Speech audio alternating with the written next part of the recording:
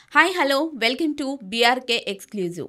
నేను మీ కీర్తి. ఈరోజు మనతో పాటు ఉన్నారు మోటివేషనల్ స్పీకర్, లైఫ్ కోచ్ కస్తూరి ఉషా గారు మనతో పాటు ఉన్నారు. మేడంతో మాట్లాడదాం. నమస్కారం మేడం. నమస్తే మేడం, ఇప్పుడు ప్రజెంట్ అంటే నిన్న మొన్న జరిగిన ఒక టాపిక్ తీసుకుందాం మనం. పిల్లలు టీచర్ని కొట్టడం ఎంతవరకు కరెక్ట్? మనం మొన్న న్యూస్లో చూసాం. ఓన్లీ మొబైల్ ఫోన్ లాక్కుందని చెప్పి ఒక టీచర్ని చెప్పుతో కొట్టింది ఒక అమ్మాయి. అది ఎంతవరకు కరెక్ట్ మేడం? తల్లిదండ్రులకి ఎలాంటి సూచనలు ఇస్తారు మీరు? అసలు ఎంతవరకు కరెక్ట్ అన్న క్వశ్చనే రాంగ్. అసలు కరెక్టే కాదు. కరెక్టే కాదు కాదు, అది చాలా రాంగ్. అసలు కరెక్ట్ కాదు అది. దాని మీద మీరు ఏమంటారు? అమ్మాయి ఎంత సంస్కారంగా పెరిగిందో అంట నేనైతే. ఎందుకంటే ఇక్కడ అమ్మాయి కొట్టే వరకు ఒక టీచర్ మీద ఆ అమ్మాయి రేస్ చేసిన వాయిస్ ఉంది కదా, ఎంత అసలు ఎంత సంస్కారహీనంగా ఆ అమ్మాయి ప్రవర్తించిందో తెలిసిపోతుంది. అండ్ నెక్స్ట్ థింగ్, ఇప్పుడు కాలేజీకి వెళ్ళటానికి పిల్లలకి ఫోన్లు ఇస్తున్నారు అమ్మలు, పేరెంట్స్ ఫోన్ కొనిస్తున్నారు. ఫోన్ కొనిచ్చిన తర్వాత క్లాస్ రూమ్లో ఒక టీచర్ పొజిషన్ చెప్తా నేను, 40 మందో 50 మంది, ఒక్కొక్క క్లాస్లో 60-70 మంది కూడా ఉంటారు. 70 మందిలో ప్రతి పిల్ల, ప్రతి స్టూడెంట్ కాన్సన్ట్రేషన్ ఉందో లేదో అన్నది టీచర్ అబ్జర్వ్ చేయాలి. చేస్తున్నప్పుడు రాస్తున్నట్టు నటించే వాళ్ళు కూడా టీచర్ తెలిసిపోతారు. రాస్తున్నట్టు మీకు కూడా అనుభవం అయిందొచ్చు. రాస్తున్నట్టు నటించే వాళ్ళు, లేదా ఓవర్ యాక్షన్ చేస్తూ వినేవాళ్ళు, వేరే ఏదో హోంవర్క్ చేస్తూ ఓవర్ యాక్షన్ చేస్తూ వింటున్నట్టుగా అతిగా నటిస్తూ ఉంటారు. సో ఇవన్నీ టీచర్స్కి బాగా తెలిసిపోతాయి. ఇందులో ఈ అమ్మాయి ఇప్పుడు అది కూడా చాలా చిలిపితనం, నేను యాక్సెప్ట్ చేస్తాను దాన్ని కూడా. ఏంటి, వింటున్నట్టు నటించే పిల్లలు, లేదా వేరే హోంవర్క్ చేస్తూ దీని మీద ఎక్కువ కాన్సన్ట్రేషన్ చేస్తున్నట్టు ఆ పర్టికులర్ సబ్జెక్ట్ మీద, దాన్ని కూడా నేను I don't say anything, okay let them enjoy. అమ్మాయి ఫోన్లో చూస్తుంది క్లాస్లో, కాబట్టే కదా ఆవిడ ఫోన్ తీసుకుంది. అంతే, క్లాస్లో లెసన్ చెప్పేటప్పుడు ఫోన్ చూడాల్సిన అవసరం ఏముంది? ఇప్పుడు ఈవిడ చెప్పే టాపిక్ కరెక్ట్గా ఉందా లేదా అని గూగుల్లో సెర్చ్ చేస్తుందా? ఓకే, రాంగ్ అయింది అమ్మాయి. ఆ ఫోన్ అంటే టీచర్కి ఎంత విసుగు పుడితే ఆ ఫోన్ తీసేసుకుందో. First teachers will give warning. ఎవరైనా టీచర్స్ వార్నింగ్ ఇస్తారు ఫస్ట్. ఎన్నిసార్లు వార్నింగ్ ఇచ్చిన తర్వాత కూడా ఆ అమ్మాయి నువ్వెవరు నాకు చెప్పడానికి అన్న లెక్కలోనే అమ్మాయి ఫోన్ చూస్తూ ఉండబట్టి డెఫినెట్లీ లాక్కుంటారు. ఎందుకంటే ఇప్పుడు ఏ క్లాస్ చిన్న పిల్లలు కూడా అనవసరంగా పెన్సిల్తో ఆడుకుంటే పెన్సిల్ తీసేసుకుంటారు. మేము మొన్న ఒక స్కూల్కి వెళ్ళినప్పుడు మాట్లాడుతున్నాం మీటింగ్లో, అబ్బాయి గడియారమే చూసుకుంటున్నాడు. అస్తమానం గడియారాన్ని చూసుకుంటున్నాడు. నేను చెప్పాను, మేము ఎంతసేపు మాట్లాడాలో మాకు తెలుసు, నువ్వు టైం చెప్పక్కర్లేదు.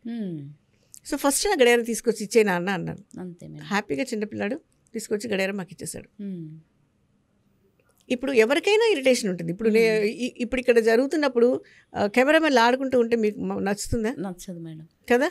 ఎవరి పనులు ఏ టైంలో చేసేటప్పుడు ఆ పనే కరెక్ట్గా చేయాలి. అవును. ఇప్పుడు అమ్మ ఇంట్లోకి వెళ్ళాక ఏం ఏడుస్తుందో తర్వాత విషయం. క్లాస్ రూమ్లో ఉన్నప్పుడు ఫోన్ చూసుకుంటే టీచర్కి తిక్క రేగదు. ఫోన్ తీసుకుంది, టీచర్ తప్ప ఎటువంటి పరిస్థితుల్లో కాదు. లేదు. అవును మేడం. Teacher phone తీసేసుకుంది. ఏం చేస్తుంది టీచర్? ఫోన్ తీసుకుని అమ్మేస్తుందా సెకండ్ హ్యాండ్ మార్కెట్లో? కాదు కదా, 4 రోజుల పైకి ఇస్తుంది కదా. పేరెంట్స్ స్కూల్కి రావాలి కదా, పేరెంట్స్కి కంప్లైంట్ ఇస్తారు కదా, మేనేజ్మెంట్ వాళ్ళు ఇవ్వాలి. ఇప్పుడు మేనేజ్మెంట్ వాళ్ళు కూడా ఎలా ఉన్నారంటే అడ్మిషన్ పోతుందేమో అని పిల్లలు ఏమైనా పని చేసినా పట్టించుకోవట్లేదు. కానీ వాళ్ళ రిజల్ట్స్ కానీ వాళ్ళ బిహేవియర్ కానీ ఏమున్నా ప్రెషర్ మాత్రం టీచర్ మీద పడుతుంది. ఈ ప్రెషర్లన్నీ టీచర్ మీదే పడుతుంది. అందుకని ఆవిడ ఫోన్ తీసేసుకుంటే ఆ అమ్మాయికి అంత అర్జెంటుగా ఫోన్ లేకపోతే బతకలేని సిచ్యువేషన్ అన్నట్టుగా అడగబోతున్నా మేడం. సరే, టీచర్ తీసుకుంది, క్లాస్ డిస్టర్బ్ అవుతుందనో ఆమె లెసన్ వినట్లేదనో తీసుకుంది. ఆమె అంత ఉద్రేకానికి గురై కొట్టే అంత ఎందుకు? అంటే పెంపకంలో లోపం అంటారా, లేదనుకో చిన్నప్పటి నుంచి పెరిగిన వాతావరణం అంటారా? అలా రియాక్ట్ ఎలా అవుతారు అనేది. ఆ ఫోన్లో ఏముందో అది మెయిన్. ఆ ఫోన్లో ఏముందో, అమ్మాయి ఎవరితో చాట్ చేస్తుందో, ఏం చూస్తుందో, ఇది మాత్రం నేను ఖచ్చితంగా ఇదే అంట. కనీసం ఇప్పటికి ఇన్ని రోజులైంది కదా, పేరెంట్స్ ఎప్పుడైనా ఓపెన్ అయ్యారా మీడియాకి ముందు వచ్చి మా అమ్మాయి చేసింది తప్పే అని? వాళ్ళు అంటే సిగ్గుతో తలదించుకున్నారా? తల దించుకున్నా కూడా టీచర్స్కి ఆ క్షమార్పణ చెప్పాల్సిన అవసరం ఆ పేరెంట్స్కి ఉంది. అసలు లీస్ట్ బాధరు వాళ్ళు, ఎక్కడ వాళ్ళు బయటికి రాలేదు. పోనీ ఆ అమ్మాయి అయినా రియలైజ్ అయ్యి తప్పు ఎక్కడన్నా అదేంటి, పోనీ ఏం చేసింది టీచర్, ఎందుకు తీసుకుంది? లేదా టీచర్ అస్తమానం సతాయిస్తుందా? ఏదో ఒక రీజన్ అనేది ఇవ్వాలి, ఎక్కడ లేదు. So she is 100% wrong. అంటే ఫోన్ అమ్మాయి రెగ్యులర్గా క్లాస్లో చూస్తుంది, ఇది మాత్రం గ్యారంటీగా అవుతుంది. ఇప్పుడు మేము చాలా స్కూల్స్కి మోటివేషన్కి వెళ్తూ ఉంటాం. అక్కడ టీచర్స్, అక్కడ హెచ్ఎం ఇచ్చిన కంప్లైంట్ ఏంటంటే పిల్లల బ్యాగుల్లో ఉండకూడని వస్తువులన్నీ ఉంటున్నాయి. దీనికి ఎవరు బాధ్యులు? ఉండకూడని వస్తువులు. అంటే ఇప్పుడు కొన్ని స్కూల్స్లో నేనైతే ఫ్రాంక్లీ చెప్తున్నాను మీ ఛానల్ ద్వారా, గవర్నమెంట్ స్కూల్లో పిల్లలకి ఇలా ఇన్ని పొరపాటు చేస్తున్నారు, సిగరెట్ ప్యాకెట్స్ ఉంటున్నాయి, తాగి కూడా క్లాసులకు వస్తున్నారు అన్న విషయాన్ని పబ్లిక్గా చెప్తున్నారు వాళ్ళు. గవర్నమెంట్ స్కూల్ హెచ్ఎంస్ చెప్తున్నారు. ప్రైవేట్ స్కూల్లో ఇంకా ఎన్ని జరుగుతున్నాయో వాళ్ళు చెప్పరు, ఎందుకంటే స్కూల్ పరువు నష్టం. ఇప్పుడు వీళ్ళకి పాకెట్ మనీ ఎక్కడి నుంచి వస్తుంది? వీళ్ళు రోజువారీ కూలీ చేసుకునే పిల్లల అమ్మ నాన్నల పిల్లలే గవర్నమెంట్ స్కూల్కి వస్తున్నారు. సో వీళ్ళకి పాకెట్ మనీ ఎక్కడి నుంచి వస్తుంది? మాస్టర్ ఏమనరా, అడగరా? అంటే వాడి ఇష్టమా? అప్పుడు గురువు అంటే వాడికి లక్ష్యం ఎక్కడ ఉంటుంది? ఇవాళ ఒక టీచర్ మీద చెయ్యెత్తిన అమ్మాయి రేపు తన పిల్లల్ని తన ఎలా కంట్రోల్ చేసుకుంటుంది? అసలు రియలైజేషన్ అంటే ఎక్కడ ఉంటుంది? అంటే నాకైతే డౌట్ వచ్చింది, ఈ అమ్మాయి ఫోన్ ఇవ్వకపోతే వాళ్ళ అమ్మ నాన్నని కూడా కొట్టి తీసుకుందేమో డౌట్ వచ్చింది నాకైతే. వాళ్ళ అమ్మ నాన్న కూడా ఎంత సతాయించి ఆ అమ్మాయి ఇది తీసుకుందంటే, ఆ లెవెల్ వరకు ఆ అమ్మాయి వెళ్ళిందంటే ఆ అమ్మ నాన్న చిన్నప్పటి నుంచి అమ్మాయిని ఎంత గద్దరతనంగా ఉన్నా కంట్రోల్ చేయకుండా పెంచేస్తారేమో అన్న డౌట్ వచ్చింది నాకు. మేడం, మామూలుగా ఇప్పుడు టీచర్ని ఆ అమ్మాయి అలా చేసిన తర్వాత మేనేజ్మెంట్ వాళ్ళు ఎలాంటి చర్యలు తీసుకున్నారు? అసలు ఏం అనలేదా ఆ అమ్మాయిని? అది ప్రైవేట్ కాలేజీ అనుకుంటా నాకు తెలిసి. మేనేజ్మెంట్ డెఫినెట్లీ రియాక్షన్ తీసుకోవాలి. అవన్నీ వాళ్ళు బయట పెట్టారు. తీసుకోవాలి కదా మేడం, తీసుకోవాలి. డెఫినెట్లీ జరగకుండా ఉంటుంది కదా. ఇప్పుడు ఇది ఒక అలుసు కదా. ఓకే, అమ్మాయి చెప్పు దెబ్బ కొట్టింది, రేపు మనం కత్తితో పొడి చేయొచ్చు అని. ఈ చెప్పు దెబ్బ కొట్టింది న్యూస్ లో వచ్చింది అని అంటే తర్వాత ఏమైంది అనేది కూడా న్యూస్ లో చూపిస్తే రోజున చేయకుండా ఉంటారు. అది రాలేదు కదా. అదే కదా మేడం, అది రాలేదు. అంటే పేరెంట్స్ ఎక్కడ ఓపెన్ అవ్వలేదు. ఇప్పుడు అదే ఒక టీచరు ఒక స్కూల్లో గట్టిగా మాస్టర్ కొట్టాడు అనుకోండి, ఎంత హంగామా చేస్తారు మీ మీడియా వాళ్ళు కూడా వెళ్ళి. అయ్యో, మీడియా వాళ్ళంటే ఉన్నది చూపిస్తారు మేడం. కాదు, లేదు, పదే పదే క్వశ్చన్స్ అడుగుతారు. కొట్టచ్చా టీచర్ని? రియాక్షన్ ఉంటే కంపల్సరీ మీడియా అన్నిట్లలో సేమ్. అదే నేను అమ్మ నాన్న వెనకాల కూడా పడమంటున్నాను మిమ్మల్ని. అనవసరంగా అఘోరి వెనకాలను ఆ వర్షిని వెనకాల పడ్డారు. దేశానికి ఏమైనా ఉపయోగం ఉంది వాళ్ళిద్దరి వల్ల? ఈ పేరెంట్స్ వెనకాల పడండి. అవును, ఈ పేరెంట్స్ వెనకాల పడండి, స్కూల్ మేనేజ్మెంట్ వెనకాల పడండి. ఓకే, అట్లీస్ట్ నిజాలు బయటకు వస్తాయి కదా. అదే మేడం, అదే నేను కూడా అదే అడుగుతున్నాను. మామూలుగా అలా చేసిన తర్వాత ఆ అమ్మాయిని చర్య తీసుకోకపోతే రేపు ఇంకొకరు చేస్తారు కదా, దానికి మీరు ఏమంటారు?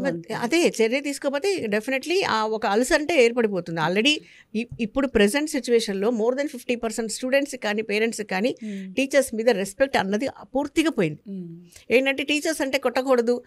కొంతమంది పేరెంట్స్ ఎలా స్టేట్మెంట్లు ఇస్తారు, మా అమ్మాయికి చదువు రాకపోయినా పర్వాలేదు, మీరు ఎటువంటి పనిష్మెంట్ ఇవ్వకూడదు అని. మళ్ళీ 10th స్టాండర్డ్లో మార్కులు రాకపోతే మళ్ళీ స్కూల్లోనే బ్లేమ్ చేస్తారు. టీచర్లు ఏం పాఠం చెప్తున్నారు అనే క్వశ్చన్ కూడా అప్పుడు వాళ్ళే వేస్తారు. ఇప్పుడు ముందు చిన్నప్పుడు వాళ్ళు లేట్గా వచ్చిన అడగకూడదు, హోంవర్క్ రాకపోయినా అడగకూడదు. వాళ్ళ ఫుడ్ విషయంలో గట్టిగా కేర్ తీసుకున్నా కానీ మా పిల్లలు వాళ్ళ కడుపు మేము పెట్టే ఫుడ్ వాళ్ళ ఇష్టం. హెల్త్ పాయింట్ ఆఫ్ వ్యూలో ఎలాంటి కన్సర్న్ లేదు చాలామంది పేరెంట్స్కి. ఈరోజు ప్రాక్టికల్ ఎక్స్పీరియన్స్ చెప్తాను. అంటే ఒకప్పుడు ఎట్లా ఉండే అంటే మేడం, టీచర్స్కి కొట్టే రైట్ ఉండేది ఒకప్పుడు. ఇప్పుడు మామూలుగా కొట్టొచ్చు, వాళ్ళు క్రమశిక్షణ నేర్పించవచ్చు అనేది ఉండేది. ఇప్పుడు ప్రజెంట్ ఏంటంటే టీచర్స్ స్టూడెంట్స్ని కొట్టడం తప్పు అనేది ఒకటి ఫామ్ అవ్వడం వల్ల ఇలా జరుగుతున్నాయి అంటారా మీరు? అవును, టీచర్స్ ఇప్పుడు నేను యాక్సెప్ట్ చేస్తాను, కొంతమంది టీచర్స్ ఎక్కువగా కొట్టినందువల్ల ఎవరికో డ్యామేజ్ అయ్యింది. Sure, that teacher should be punished, no doubt. ఆ టీచర్స్ పనిష్మెంట్ ఇవ్వాలి. కానీ అసలు టీచర్ పిల్లల్ని గట్టిగా కూడా ఏ మాట అనకూడదు అన్న ఒక రూల్ తీసుకొచ్చిన తర్వాత పిల్లలకి భరోసా ఎక్కువైపోయింది. మమ్మల్ని ఏమనరు, ఏమి అనకూడదు. ఇప్పుడు మనం చాలా సీన్లు చూసాం, మాస్టారు మీటింగ్లు పెట్టి ఒక హెచ్ఎం గుండీలు తీశాడు, దయచేసి చదువుకోండిరా అని. ఏంటి కర్మ? ఇప్పుడు పిల్లలకి పనిష్మెంట్ ఇస్తారు, ఎలాంటి గుంజలు తీయమంటారు, గోడ కుర్చీ వేయమంటారు. ఇవన్నీ ఫిజికల్ ఎక్సర్సైజెస్. యాక్చువల్గా చెవులు 2 చేతులతో పట్టుకొని గుంజలు తీస్తుంటే మెమరీ పవర్ పెరుగుతుంది. అది ఒక వన్ ఆఫ్ ద రీజన్స్. అది వాడు ఏదైనా హోంవర్క్ చేయకపోతే అలా చేయించేది ఏంటంటే ఈ పని వాడు గుర్తుపెట్టుకోవాలి అని. అండ్ ఇంకొకటి చూడండి, ఇప్పుడు పిల్లలకి ఎలాంటి బాధ్యత లేకుండా పేరెంట్స్ కానీ మేనేజ్మెంట్ స్కూల్ వాళ్ళు కానీ చేస్తున్నారు, హోంవర్క్ని డైరీలో రాయట్లా. హోంవర్క్ డైలీ రాసినప్పుడు దాన్ని ఓపెన్ చేసి ఏం హోంవర్క్ ఉందని వాడు చూసుకొని పిల్లలు అది పేరెంట్స్కి చెప్పాల్సిన ఒక రెస్పాన్సిబిలిటీ బిల్డ్ అయ్యే ఏజ్లో అమ్మకి డైరెక్ట్గా ఫోన్లో అమ్మకో నాన్నకో ఒక నెంబర్ కనెక్ట్ చేసుకొని వాళ్ళకి హోంవర్క్ ఫోన్లో పంపించేస్తుంటే వాళ్ళ అమ్మ నాన్న వచ్చి పిల్లల్ని పుస్తకాలు ఓపెన్ చేయండి, ఈ హోంవర్క్లు ఉన్నాయి చేయండి అని చెప్తే తప్ప పిల్లలకి ఏ హోంవర్క్ ఉందో వాళ్ళకి తెలియట్లేదు. ఎక్కడ పిల్లలు బాగుపడే లక్షణాలు ఉన్నాయి, ఎంతమంది పిల్లలు చెడిపోవడానికి శిలాపాపం తలాపిడికడు అంటారు. అవును. ప్రతి ఒక్కళ్ళది బాధ్యత ఇక్కడ. Yes madam. అంటే డిజిటల్ డెవలప్మెంట్, అప్డేషన్ ఆఫ్ టెక్నాలజీని ఉపయోగించుకోవటం పిల్లలకి బాధ్యత లేకుండా చేయడం అయిపోయింది. ఓకే మేడం, ఇప్పుడు తల్లిదండ్రులు పిల్లల్ని ఎలా చూసుకోవాలి, ఎలాంటి సూచనలు ఇస్తారు మీరు తల్లిదండ్రులకి? క్రమశిక్షణ కోల్పోకుండా ఇల్లు అంటే పెద్దల్ని గౌరవించడం, గురువుల్ని, తల్లిదండ్రుల్ని, అమ్మమ్మలు, నానమ్మలు అందరితో రెస్పెక్టబుల్గా ఉండాలి అని అంటే తల్లిదండ్రులు ఎలా పెంచాలి అనేది మీరు ఎలా చెప్తారు మేడం? ఇప్పుడు ఒక పదం వాడావు కదా, క్రమశిక్షణ అని. అందులోనే శిక్షణ ఉంది. Yes madam. అందులోనే కొన్ని సూచనలు అంటే ఇలాగే మనం అంటే మామూలుగా మనం స్కూల్ ఏజ్ నుంచి ఒకప్పుడైతే 5 years ఉండే మేడం పిల్లల్ని ఇప్పుడు 3 ఏళ్ళకే పడేస్తున్నాం. వాళ్ళకి ఊహ తెలిసి తెలియక అట్లా. ఎప్పటి నుంచి వాళ్ళకి అవగాహన కల్పించాలి, పెద్దలను గౌరవించడం ఇలాంటివి? అసలు స్కూల్ కాంపౌండ్లోకి అడుగు పెట్టిన వెంటనే వాళ్ళు ఒక కంట్రోల్లోకి వచ్చేస్తారు. ఎలా అంటే అక్కడ స్కూల్ అట్మాస్ఫియర్ అలాంటిది. ఎక్కడ ఆ కాంపౌండ్ లోపల అడుగు పెట్టిన వెంటనే వాళ్ళు నేర్చుకునేది ఏంటి? లైన్లో నడవాలి, పక్క వాళ్ళని డిస్టర్బ్ చేయకూడదు, అసెంబ్లీలో ఎలా నుంచోవాలి, క్లాస్ రూమ్లో ఎలా కూర్చోవాలి, లిమిటేషన్ ఆఫ్ ద ప్లేసెస్లో వాడు ఎలా ఉపయోగించుకోవాలి అన్న హై డిసిప్లిన్, జీవితానికి సరిపడే డిసిప్లిన్ ఆ క్లాస్ రూమ్ బెంచ్లో, క్లాస్ రూమ్లో, చివరికి టాయిలెట్స్లో కూడా ఉంటుంది కదా ఒక క్రమశిక్షణ. అక్కడ కూడా వాళ్ళు ఫాలో అయి తీరాలి కదా. ఇవన్నీ నేర్చుకునేది స్కూల్లోనే. ఇక్కడ ఇవన్నీ మీరు అలా పనిష్మెంట్ ఇచ్చారు, మా అబ్బాయి అసెంబ్లీలో ఎవరో కొట్టే కూడా మీరు పట్టించుకోలేదు. చాలామంది పేరెంట్స్కి ఎలాంటి కంప్లైంట్ ఉంటుందంటే, మీరు ఆ పిల్లలకి ఒక పార్షియాలిటీ ఉంది, మా పిల్లల్ని మీరు దానిలో డాన్స్లో తీసుకోలేదనో, లేదా స్పోర్ట్స్లో మీరు మార్కులు వేయలేదనో, లేదా మార్కులు పేపర్స్ దిద్దేటప్పుడు మార్కులు వేయలేదనో మీరు పార్షియాలిటీ చూపిస్తున్నారు అన్న స్థాయికి పేరెంట్స్ నేనైతే అంటాను దిగజారిపోయారు. అలాంటి పార్షియాలిటీ లేదంటారా స్కూళ్ళల్లో? ఉండదు అని అంటున్నారా మీరు? ఎక్కడో ఒకళ్ళు చేసిన తప్పుకి ఊరందరినీ దండించడం తప్పు కదా. ఓకే, పార్షియాలిటీ ఉంది అనుకుందాం. క్వశ్చన్ చేసినప్పుడు మీరు అసలు ముందు మీ పిల్లల స్టాండర్డ్ని మీరు అబ్జర్వ్ చేయండి. పిల్లల స్టాండర్డ్ అబ్జర్వ్ చేయాలి కదా. పిల్లలకి ఎంత క్వాలిటీ ఉందో మీకు తెలియాలి కదా. వాడికి బేసిక్ ఎంత ఉందో మీకు తెలియకుండా మా వాడు రాశాడు మార్కులు వేయలేదంటే రాశాడు, అక్కడ ఏముంది? నేను so many cases papers full but matter nil ఉంటాయి అందులో. మనం పేపర్లోనే చదువుతున్నాం. 10th class పిల్లలే నీకు మార్కులు అయిపోతే చేతబడి చేయిస్తానని ఒకటి రాశాడు, గబ్బర్ సింగ్ స్టోరీ ఒకటి రాశాడు, అలా చాలా తిరిగాయి. పాటలు రాశాడు ఒకడు, ఒక సినిమాలో పాటలన్నీ రాసేసాడు. ఇప్పుడు ఏంటది? అంటే వాడిని ఎంతవరకు పట్టించుకోకపోతే వాడు ఆ పని చేసి ఉంటాడు. లేకపోతే నేను చచ్చిపోతాను అన్నాడు ఒకడు. అవన్నీ కూడా పేపర్లు వచ్చాయి. అంటే దిద్దే వాళ్ళు పేపర్ కరెక్షన్ చేసే వాళ్ళని బెదిరిస్తున్నారా?